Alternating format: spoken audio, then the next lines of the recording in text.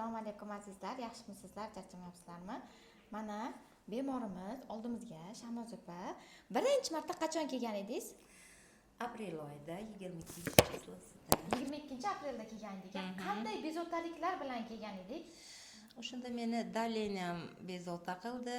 180 190 ga chiqdi. Yuragimda og'riqlar. Harakat qilsam charchoq, ko'proq yotoq bo'lib qoldim. Allohga shukr, o'zgarishlar bor. Hozir birinchi lecheniyalarni oldim. Azizlar, bular aytganlaridek birinchi marta kelganlarida qon bosimlarini 180 ga 90 gacha ko'tarib ketishi, yurganda holsizlik, nafas siqishlari, uyquchanlik, yotoqchilik holatlari ko'p edi. Bemorimizni mana shu holatlarini, shikoyatlarni e'tiborga olib tekshirdik. Yuragingizni EKG qildik, EKG qildik, qon tahlillarini, gormonlarini ko'rdik. Bemorimizda bilasizlarmi, bu belgilar nima sababli bo'lgan ekan?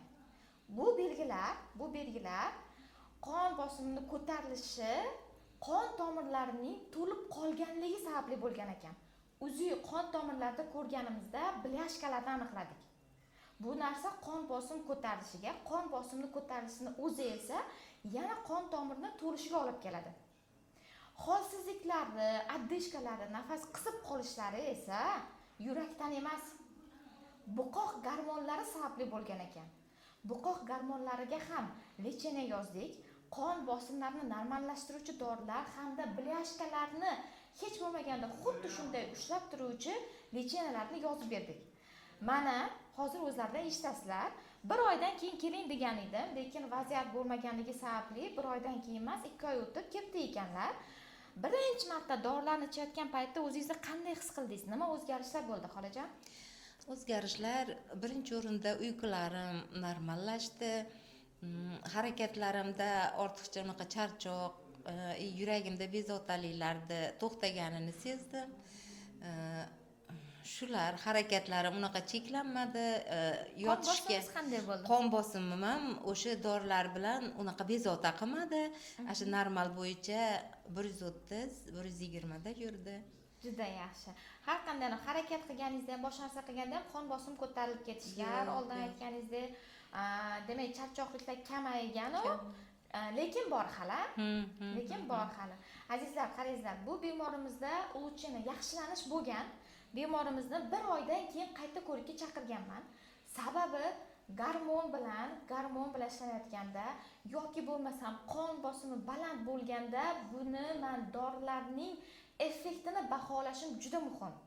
Buni hozir sizlar uchun ham aytib ketmoqchiman. Hozir videoni ko'radigan bemorlarimiz, qayta ko'rikka keling deb aytgan bemorlarimiz bitta narsani tushuningizlar. Bu narsa hozir nima uchun kuyunib aytaman, 1 oydan keyin ko'rishim kerak deb turib.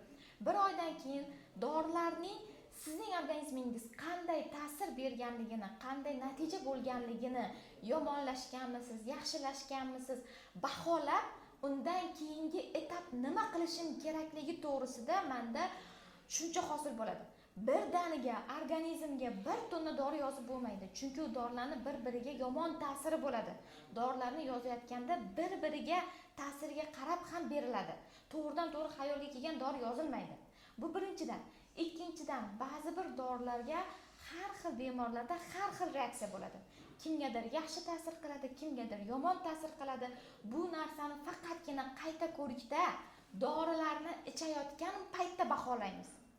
Xolamiz esa dorilarni to'xtatib qo'yib, mana 2 oy o'tib ketdi ekanlar. Endi nima bo'ladi? Bilasizlar, bu narsa bemorning cho'ntagiga ham zarar bo'ladi. Chunki men hozir yana bemorni o'ziga tushuntirdim xolamizga. Qayta yana shu paytga chaqirishimga to'g'ri keladi. Chunki gormonni, mana xolajon, gormonni boshida kichkina doza berganman, keyin o'rta dozaga o'tganman, to'g'rimi?